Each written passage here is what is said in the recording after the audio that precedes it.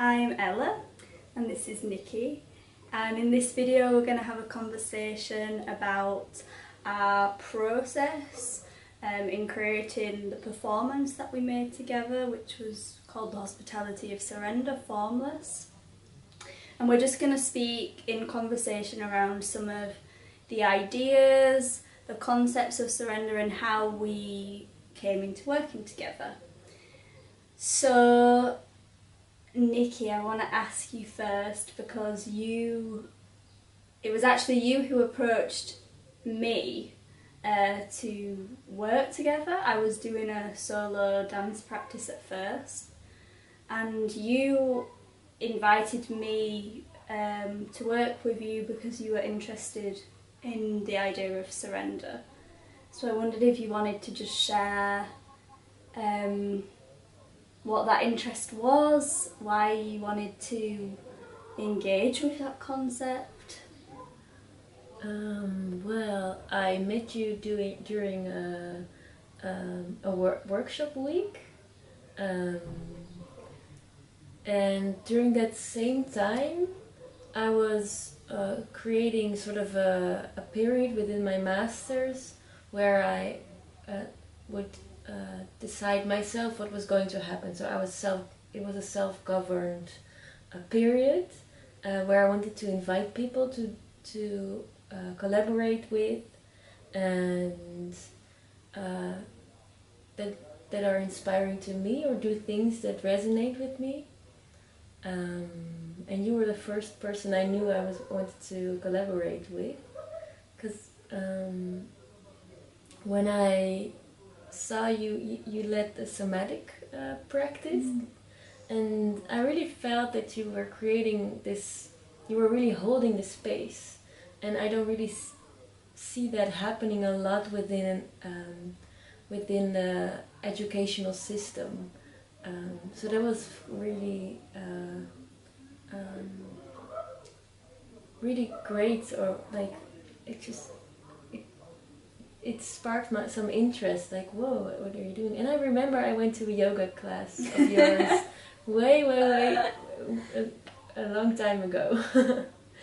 And then we were paired together to collaborate, and I really enjoyed that, and it felt really easy. Yes, I remember. Yeah. I don't know exactly what we did, but I was very amazed by what happened. Mm-hmm. It felt bigger than what I intended to, or something. We created a space, and then something happened which was very inspiring, and just those things I really love it when things just fall into place somehow. And that really made me curious. And also the concept surrender is something I'm really interested in. I'm interested in masculine and feminine energy, and how how to embody these things. And yeah, that's all these things came together. So it was not really a rational decision, but like me was this self-governed period starting, meeting you, then working together with you, then knowing that I wanted to collaborate with someone, and just all came together. Yeah, I remember that in the workshop. I remember that even though we did something on one day where you played and I moved, for me what was really pivotal was the work we did for Analu, I believe, where we did a spoken word kind of imaginary visualization type thing, and there was something underpinning that which was really clear, even though it was this translation of all of three of our practices, really, because we each were doing something from our specific discipline, but there was something really clear in what was translated. And I remember thinking, oh, that was really powerful because it came out in another way or something like that. Yeah. So I think it's really nice that you mentioned yoga because we have a very similar standpoint, I guess, when it comes to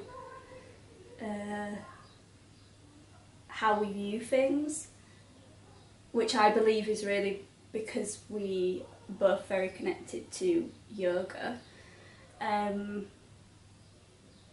Yeah, I wonder if you want to say something about how yoga maybe informs how you approach surrender, or how you think about surrender. Oh, that's a big question, though. Yes. How did yoga? Well, it's first it creates embodiment for me. Yoga is really a way to connect to what's going on within my body and my energy, and feeling safe within the body as well, which I was not really a concept, or I wasn't aware of before I did yoga, because I think most people were mostly present in this area, just thinking about things, and surrender really for me is something that's embodied, and needs a very safe space, and really honesty with yourself, and when can I surrender, when do I feel safe, when and when not, and how can I create this safe space for myself. It's just really the awareness of what I need, and what is the reality of a certain situation, and how can I create the right circumstances for surrender. Yeah. Then it's an answer. It's a answer. Yes, an answer. of course. Yes. And so these circumstances, I think, were a really big part in our work together. So, in case I didn't make clear, I was the dancer mover, and you were the musician. And yeah, we were bringing these practices together and kind of finding a meeting point, and yeah, there was already some pre-existing material that I had, and then there was also a new part, I guess, which was generated from us working together. And I feel as if because we kind of embodied this notion of surrender, and it was really at the heart of our process to think around things such as allowing, becoming present to one another, being open and receptive to the conditions and to what we were experiencing. I felt this set up a particular mode for us to come into collaboration, which was different than me saying, "Hey Nikki, please will you play music whilst I move?" And this was something that we really tried to stay true to until the very end of the process, and even ask in the performance, like, how can that still be there when we have to make certain compositional, choreographic choices about how to share the potentiality of the work with an audience, and how to allow the audience to experience that. And yeah, because I'm interested in the agency of surrender and how surrender can be something which gives that rather than takes it away, I was really interested in, when inviting you into the work, how could I give you the same agency that I want to have within my own work. That's interesting. It's because you cannot give anyone agency. Yes. It's something you have to really do yourself, because the moment at the moment that I'm giving you agency, it's my property. Mm-hmm. So it's not yours, and then you are not the agent. Exactly. Yeah. And that was really interesting for me when we started working together, that I really felt that that we were two people being open to meet each other without an agenda. So I didn't feel that you needed anything particularly from me other than just me doing what I want to do, and vice versa. So it wasn't like you had pictured what you wanted me to sound like, or that you wanted to be in control, or the other way around, or that you needed me to do certain things for you, or I needed you to do certain things for me. That was not, which in most cases I do experience something like that there's a certain incentive for asking someone to collaborate with all these expectations of what is going to happen. And if I really felt this sense of freedom and safety within our collaboration, it was a lot of integrity for me. Yeah. I really felt from, I mean, intuition is a really hard thing to kind of speak about in a way where it's taken seriously sometimes, but generally from the beginning, my intuition upon meeting you, upon the conversations we'd had, and probably the meeting point in the workshop, I could trust in emergence, and emergence was really key, I think, because yes, rather than place these expectations, I would like to create this kind of an atmosphere, I would like this, I would like that. To trust what was coming up meant that it came from a place that was really created through the sound and the movement doing their thing together, through our energies together, through the space impacting that, and it could find its own way and it became its own thing. And I remember in the middle of the process we were speaking a lot about when we were starting to kind of find that a bit more, when we were starting to touch upon the qualities we liked, the textures of the sound, or the atmosphere that we were creating.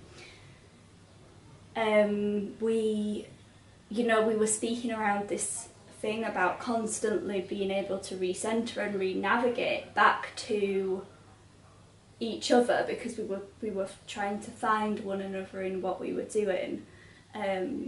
But if that trust in that emergence isn't there, it's really, really difficult to do that. So that was a real base point for me. Yeah, and that happens sometimes, that then there's at some point, for instance, when something really amazing happens, it can create excitement and expectations for the next session or whatever. And that can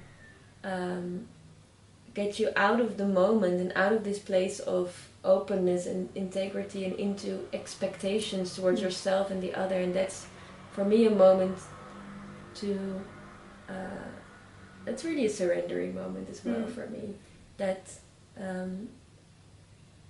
to stay with like the because then when there's expectations, there's no space for creativity or curiosity, and that's for me a moment to recenter and to find yourself again. And that I think that also naturally happens, because when something like that occurs, the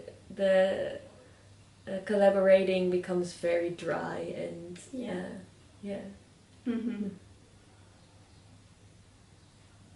Yeah, and touching upon that, we were always trying to keep what we were doing very alive, because we recognised, I guess we got to a certain point just before the kind of well, when we were getting to the end of the performance making process, where it could have been almost just quite easy to say, okay, we'll make these. I mean, we made many choices. It's not to say that we didn't make choices, and there was a lot of clear decisions about the way we were working, but we could have really fixed things. But for me, the form was always slightly open. Even in my fixed movement form, it's always very open. And for you with the looping machine, I believe the same. You were really playing with what you could do within that fixed structure. Yeah, because having this little space that we could always leave as slightly unknown, always have the possibility for something to happen that we're not expecting, or even just taking into account where we really find ourselves on that day, was something that was also a challenge to keep engaging. You know, it's a bit of a risk, because if you leave the form open like that, it could also not happen. Yeah. And I remember us really deliberating, are we gonna get there? Is that a risk? And there was always a certain amount of, okay, well, if we open up the form like that, if we leave it that's how it's gonna be, then we both really have to bring that sense of presence, that being accountable for doing the work and being in the work. So there was no space really to kind of slip out into our own individual universes, because what I was doing would have an impact on you and vice versa. I remember there were times where you would say after we finished a practice, yeah, I really just lost you, I couldn't connect with you, and I would say, oh my god, sorry, I was kind of doing my own thing, I was really not aware, and this becoming passive actually too, which was something which I realised about dancing was quite a natural thing for me to do. I could quite easily just enjoy this luxurious nature of being with music and movement together and just become to it, and then not really, I wasn't being an agent of my choices when it came to actually being within the form itself. I was just going with what was there. So there was all these microstructures also within what we were doing. You know, we played with this thing of you sometimes leading, me sometimes leading, switching that, finding this space in between where it was like it was blurry. And there was something about that blurry space could lead sometimes to, I think we both spoke that we experienced this need to I need to lead, because something needs to like the comfort of being in certain roles became very apparent, that, you know, how easy it is to jump into those roles because of the safety they provide. Yeah. So there was really this play between coming out of them and into them. Maybe it's to do with power or hierarchy within the meeting of the two practices, or not even the practices, but what's really going on. Or even meeting as human beings within a situation and kind of questioning, oh, I don't know where I am, so I better do something that makes me know where I am. Yeah, it's interesting what you were saying about power, because that's, for instance, in a situation where I'm playing music and you're dancing and you are just completely going with what I'm doing and really following, or just, then I'm very much in charge and I'm deciding what's going to happen, and it also feels like a responsibility, like I have to keep checking in how are like being sensitive to how you are doing, what's happening for you, what do I think that you are needing at that moment, or I don't think I do this a lot, but in some situation I can be really dominant and dominate over you and like be even aggressive in a sense. And I think at some moments I would do something to like provoke you a little to come back to your ownership. And I guess it can happen the other way around too, because and in this way it really comes back to power structures and structures in general, and what it means to be in power, and what it means to have someone else be in power over you, and the structures we want to create that support us as humans, and it's different for everybody. And I find it very interesting that we managed to create certain structures that were really supportive for us, that were really strong decisions and really pillars for us during the practice, during the performance, that would really help us be safe, be able to get into this state of surrendering, because it could hold us, but also not be limiting and not be repressive in any way. And that's very inspiring to me, to together with someone you work with, or even in a community, to keep sensing what kind of structures you need for yourself and for each other, and how to navigate these things in a loving way that's really supportive. Yeah. And the structures was something which we were continually reflecting upon as we went along, so we were kind of finding, because we were finding the kind of content or the material as we were going, there was a few structures, I guess, that emerged along the way, and then it was exactly what you were saying. So what are those conditions that we need in order for us to both be in that state of surrender? And I really name it as a state of surrender because I feel it's a particular way of being with yourself, with others, that it's accessing a kind of presence which is very specific, and that doesn't, I mean, it's very hard, I think, that it can just happen. It needs these conditioned structures in order to do that.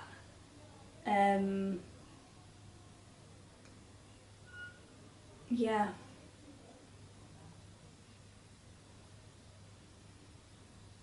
And then, I mean, because yes, it emerged as a performance, what we were doing.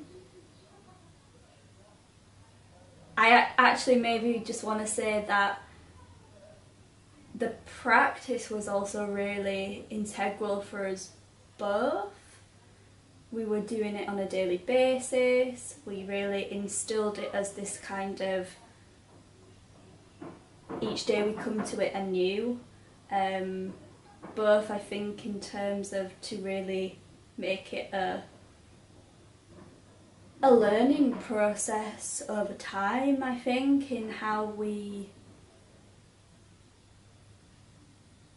that kind of would emerge, but also in, I mean, for me, really daily practice is also about, I do this thing, which is a practice which I do every day, and then I go out into the world, and the practice somehow has an effect, or it comes with me, or it does something to how I lead the rest of my life. It's not just something that I push to one side. but yes, we made a performance, and you know, in the performance, I mean, there was kind of 3 sections of the work. One which I was doing a spoken word piece, and then there was this form part and the formless part.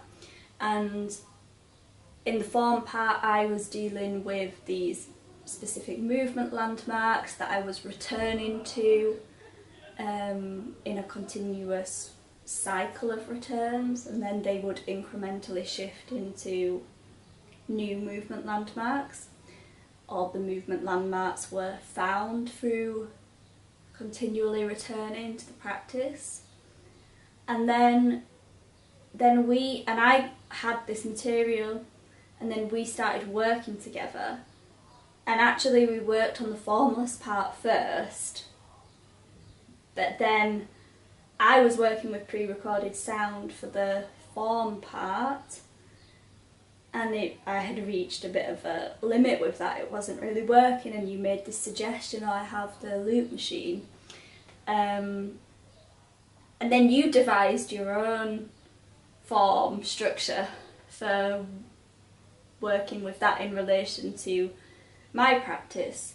And you've taken me through that journey before, but maybe you can just do it again, because I think it's really interesting to hear how that was. Yeah, and I think it's similar to you, that I just started, and things that work stick. Especially when you do something every day, you start to realize what works. And it started for me as well with the beats per minute. There was a certain tempo that I could really see that you felt comfortable in that, and it would create a certain flow that was really a good gave some stability to it, and that was how I approached everything I did. Is it helpful or interesting to me, and really from a place of curiosity. So it was not that I never before had really decided what I wanted to do. I just let things happen, and the things that worked, they just stuck. So a certain type of rhythm, but also a certain type of groove, and also the way I built it up. So I usually start with like something small, rhythmical, which I actually started with because you could hear the metronome through the speakers in some spaces that we rehearsed. There was no other way. So then I had to create my own little rhythm thing, so I could get rid of the mechanical metronome through the speakers. And I was like, oh, but it works, so I'm going to keep doing that.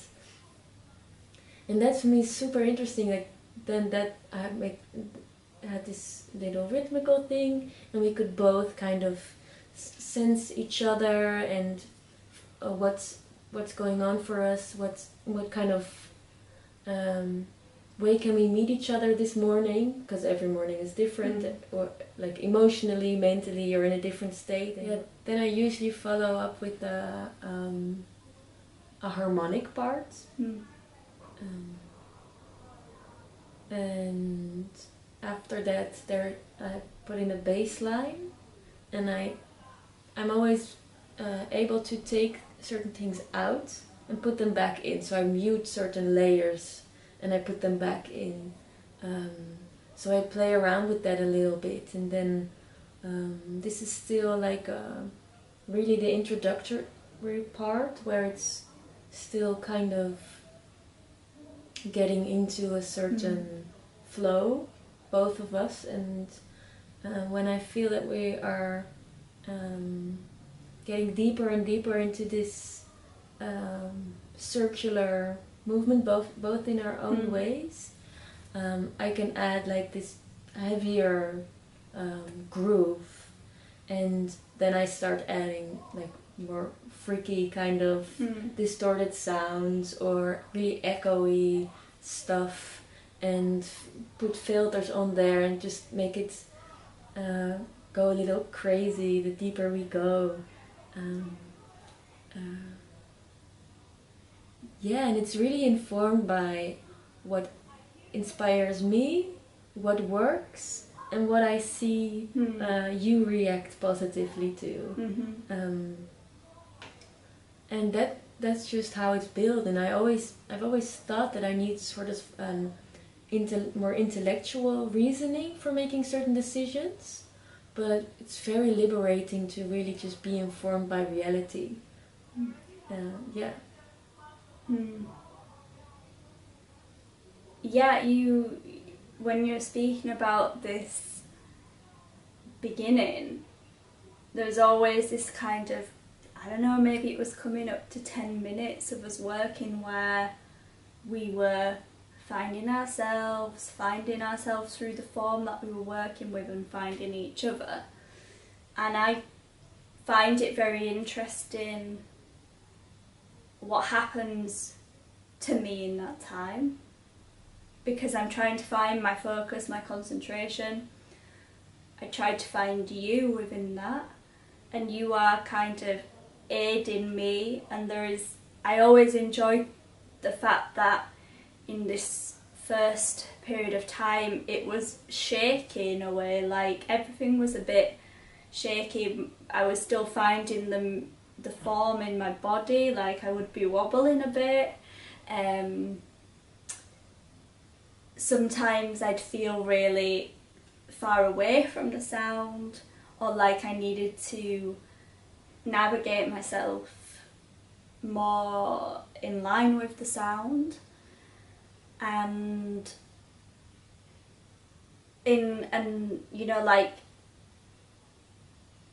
through my whole being, I was kind of coming into this place of removing thoughts which were not part of that present moment, and bringing my whole being into where we were, and we were finding where we were together. And there was this really magic transition where suddenly there was a felt sense of passing through that. The thoughts were not there in the same way. There was a different relation to the movement, to the being in the movement. Like as if there was a more sensory capacity. And somehow then, when things started to be layered with the sound, there was this real oscillation between us where it got quite exciting, because I was either being taken somewhere or you were being taken somewhere, and we were finding one another in a way which we kind of landed there through this time that we had spent previously navigating towards it. We then get there in quite a like, oh, we're here, you know, which obviously is very satisfying, I think, as performers, for one thing, to experience that. It's quite exhilarating. Then the other thing I wanted to pick up on from what you said was to do with, so yes, it was because we were speaking about the loop machine and then my movement, and when I'm working with movement, I'm working with my body. You're working with your body and the loop machine, so I was wondering a little bit about, you've touched upon it a bit, but you know, the sound goes somewhere and does something, but what happens to you? What happens to me? Physically, or what? Physically, what way? or yeah, physically, mentally, your experience. I mean, I don't really like to separate Yes. the physical, and that's a bit of a... That's true. That's not really how I think about it, but yeah. I think it's very similar to what you are saying, that first is this getting into it, and I many times it's early in the morning, and usually I do some yoga, but sometimes I don't, and then I just show up there with, you know, maybe in a hurry, or it's been raining, or there's an aggressive crow that might attack you. So then I'm suddenly very much confronted with my own state of being, because I'm aware that for it to be satisfying and to really work, I have to have a clear mind and be very present and open and grounded.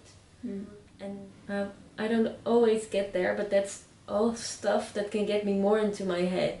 So I just have to be there, be present, let go of all the things, and just really be present and relate to you. So that's always a letting go of situation, of really becoming present in that moment. And also because there are elements that are not set, to be trusting that they will come and that they will happen, and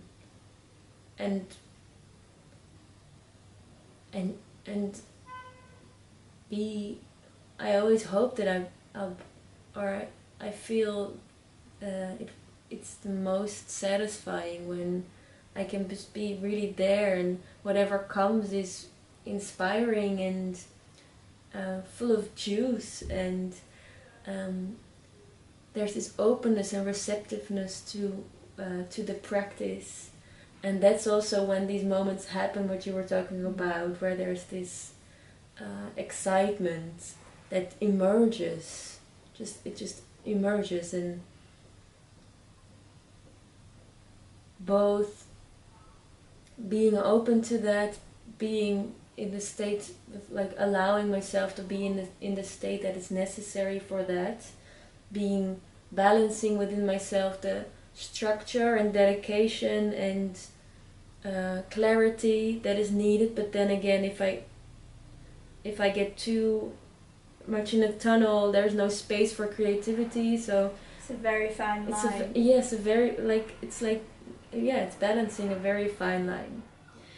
So there was something about vulnerability that comes up within this work, and I particularly experienced it within the second part, Formless, mainly because, I mean, for me it was always a little bit vulnerable, because I was working with movement material that felt very personal to me, and that I wasn't even sure if I could access that in front of an audience. I felt like that was very specific to this state of surrender that we've been talking about, and also to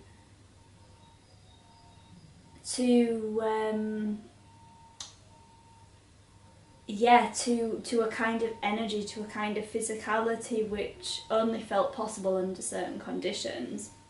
And I felt as if, you know, maybe it was too vulnerable to place in front of an audience, because I knew there was this tendency in front of the audience to go towards habits or certain tendencies to do with performance, where it feels very safe, perhaps. Safe but not exciting.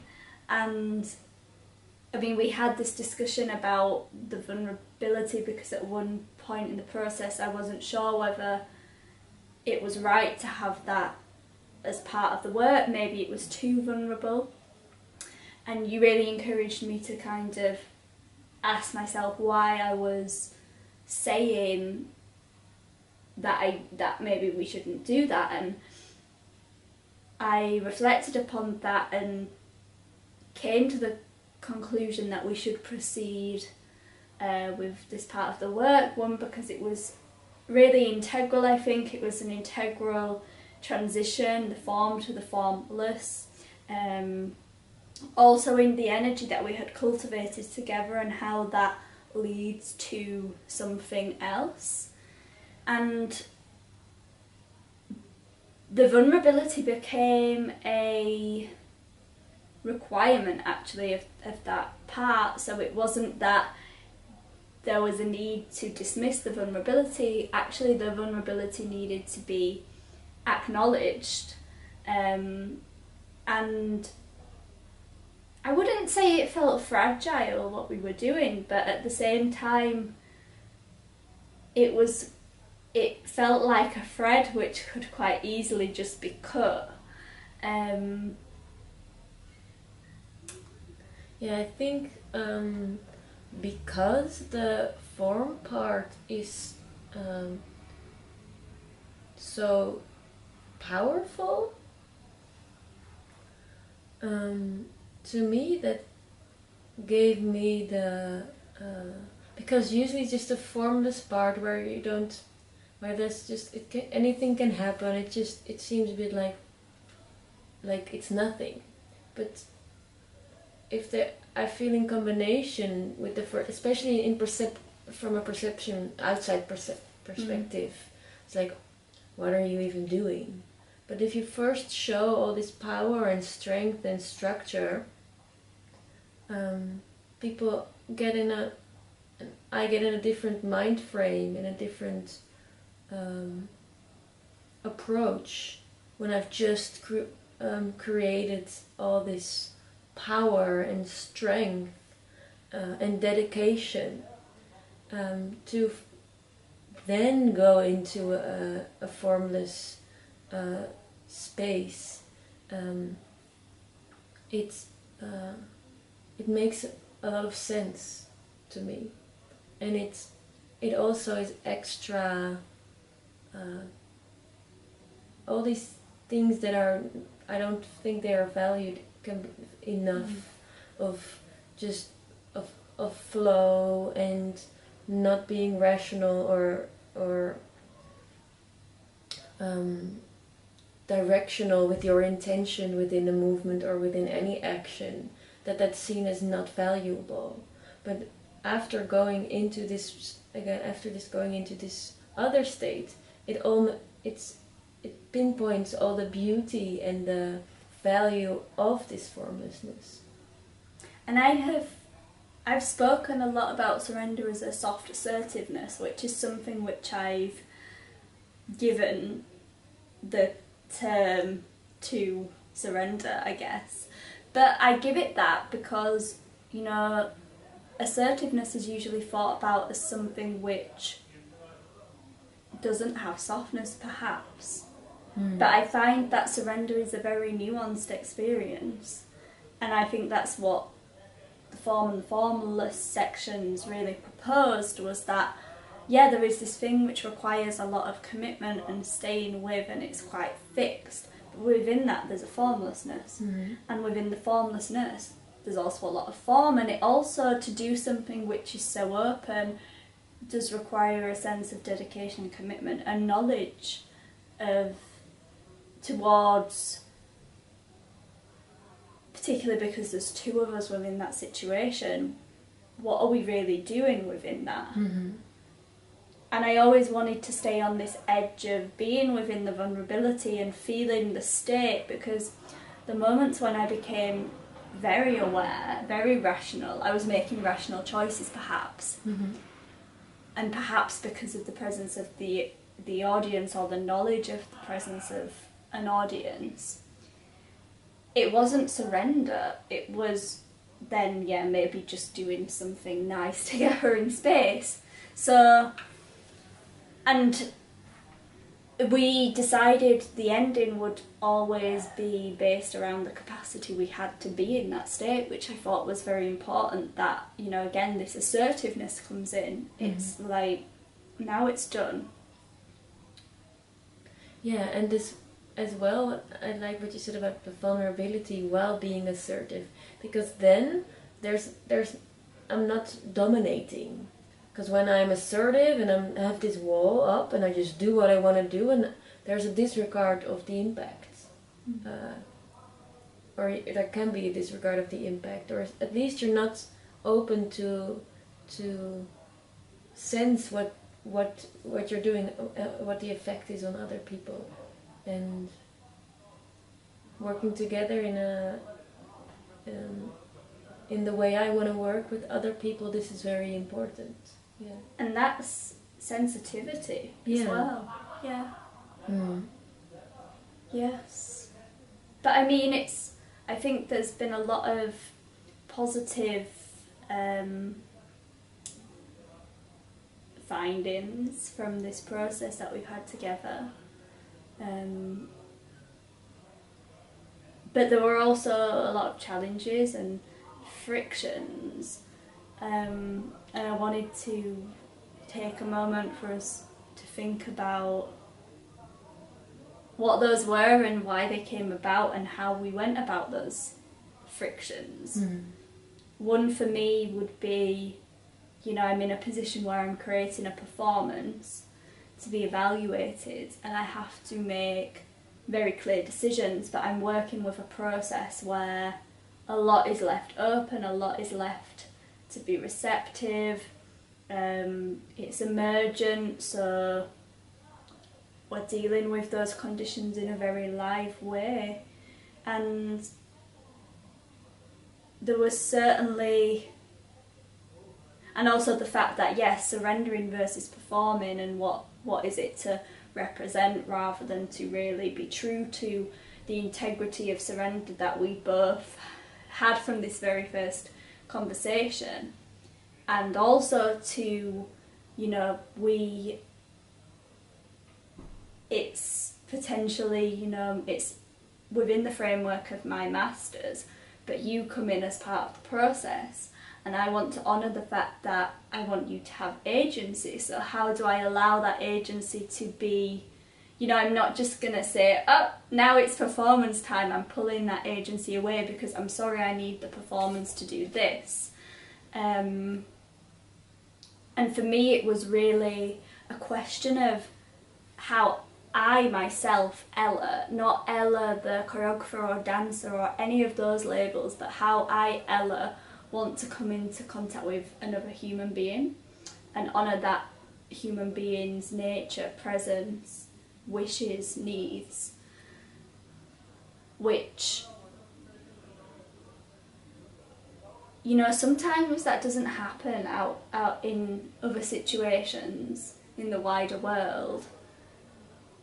And I felt at times, maybe I'm not being assertive enough, So it was again always coming back to this, the very fine lines, the balance between the listening, the speaking, the needs. Like also for me, something to do with also being in service of the work.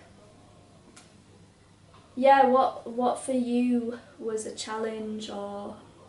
Yeah, it was very interesting because when we started it was all really great, to experience this sort of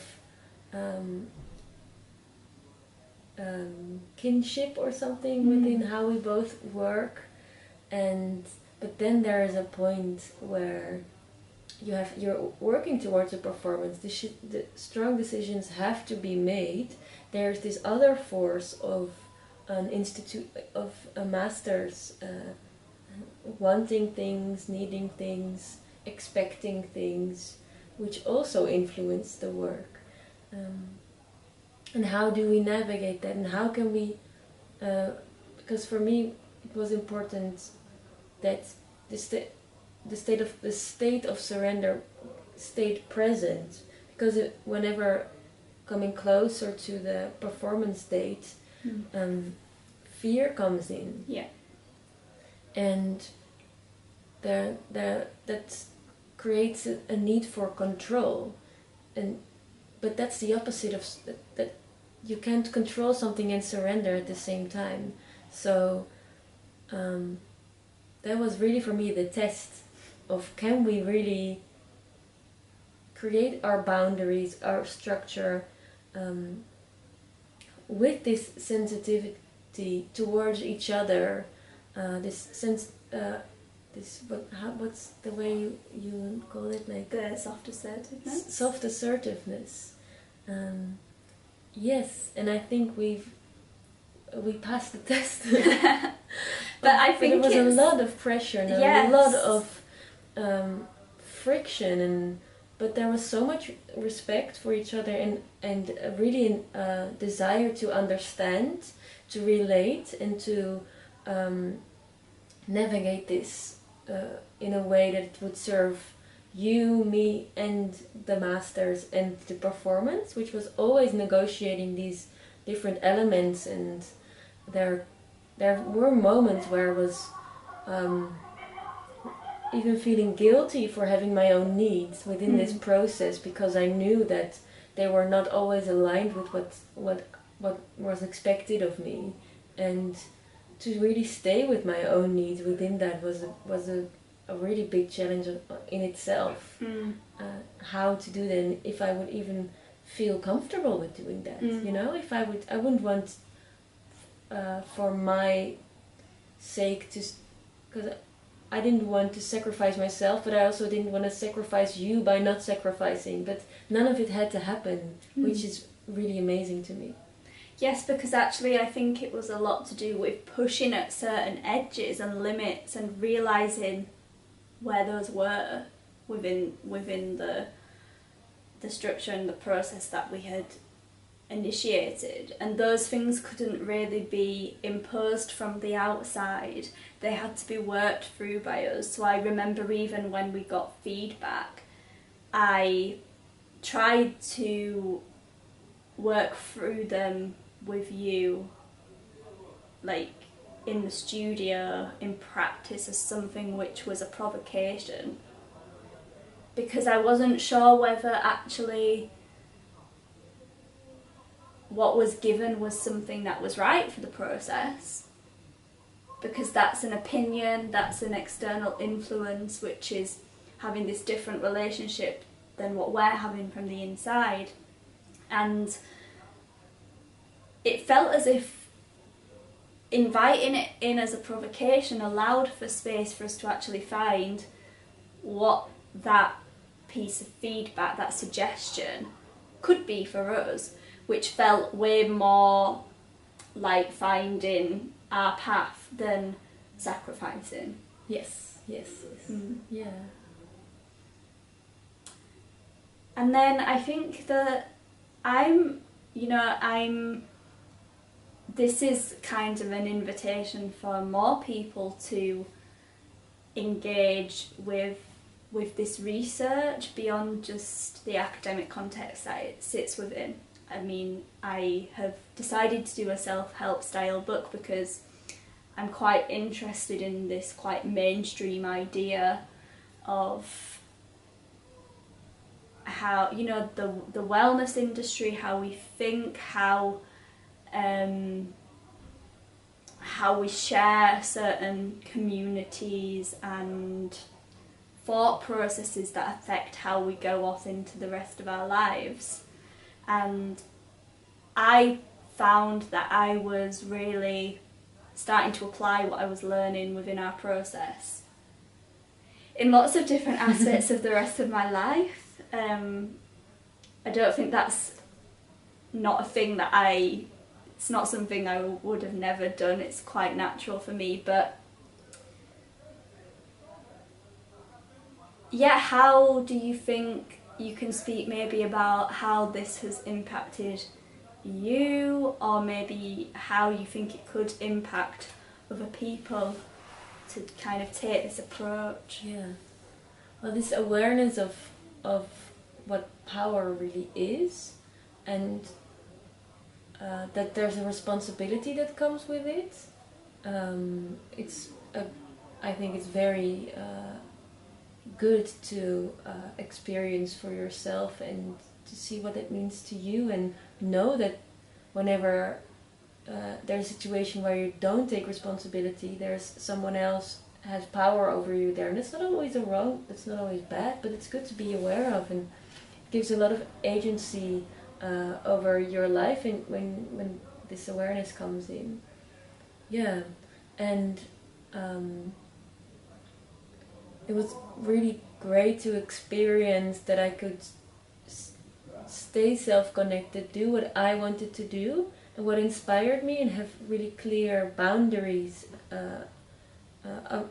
around those things that are really important to me, while also always questioning and reflecting on the why. This and not feel guilty or anything for having those boundaries, for maybe making it difficult for other people sometimes, that you have a certain need, and that to take space with that. That's something definitely that really impacts my life.